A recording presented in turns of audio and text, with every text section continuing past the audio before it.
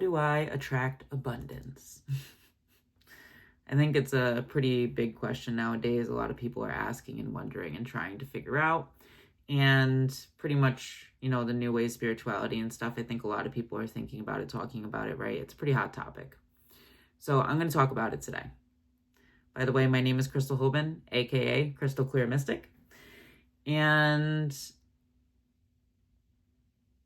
how do I attract abundance? So when it comes to spirituality, and I'm sure if you're watching my video, you probably know some of these pieces, but what you experience or what you believe yourself to be, right? So if I believe that I am abundant and I believe that what I'm living in right now is abundance, then I will attract more abundance to me. Okay? So within, so external. So without is like usually what they say. But the idea is that if I feel this thing internally, then it will be reflected to me externally in my reality. And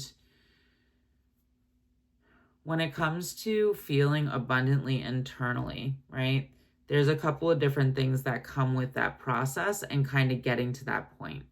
So for you to feel abundant internally, you have to be able to, first off, love yourself fully. And that means loving all parts of yourself. So loving the good parts of yourself that you would identify as the good or positive aspects of yourself, but also loving the maybe parts of yourself that are a little harder to love or that are more difficult to accept, right? And we would call them the shadow parts.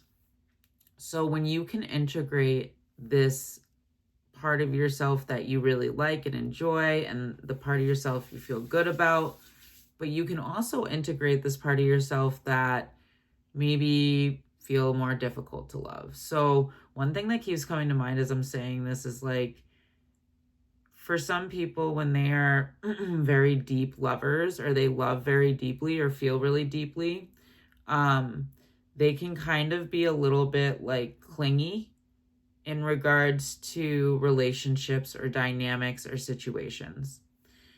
And I don't really like using that word, but it's this it's something that happens over time when you love really deeply and you've been abandoned or left or rejected over and over and over again, right? You become clingy. And this part of you that loves really deeply is the part of you that's actually acting out in this way that is maybe unfavorable, okay? Definitely unfavorable by society, but maybe you believe it's unfavorable as well. And so when you learn to, and this is what I mean about integrating shadow and light, is when you learn to love that part of yourself, when you learn to accept that part of yourself, when you learn to speak kindly to that part of yourself. So, for example, you notice that you're in a relationship with someone and you're feeling really clingy to that person, or you really want to be around that person all the time, right? Instead of saying that you're needy or there's something wrong with you, right? It's more so acknowledging that's a part of me that loves really, really deeply. That's a part of me that just wants to be seen and wants to have something that lasts and something that's real. And so it's actually a really beautiful part of me. And that is reacting and behaving this way, first off, because of the way I'm talking about it. Second off, because of the way I'm thinking about it. But really, what I need to do is learn to talk to that part of myself differently. Learn to love that part of myself. Acknowledge it for what it is trying to do for me, the protection that it is trying to provide me, and love that part of myself. Accept that part of myself. So that when that part does come up, right, I can then see it for what it is. I can then integrate it, right? when we hate parts of ourselves or we dislike parts of ourselves, that part only gets bigger. And it becomes harder to control, and it becomes more difficult to face, and it becomes more difficult to integrate. And so for you to be abundant and magnetize abundance to you, you have to be able to feel abundant internally. And it really does break down to how you're talking to yourself and how you truly see yourself. This isn't the toxic positivity stuff that you put out there or that you tell yourself. This is truly how you feel when you are totally still, you are in peace, you are stopped in the moment. How do you truly feel in those moments? Do you truly, truly, truly feel connected to yourself, in love with yourself, in love with your life? Or are there parts of you that you struggle with still? Are there parts of you that you talk negatively to? Are there parts of you that you have a hard time loving on? Okay? Because those are abundance blocks. And so that's one thing that blocks abundance. Another thing that blocks abundance is belief systems. So, if I'm clingy, then the belief underneath that, or I'm telling myself I'm clingy, right? Instead of like a deep lover and I just want something that's consistent, there's a belief that I need to seek that outside of myself.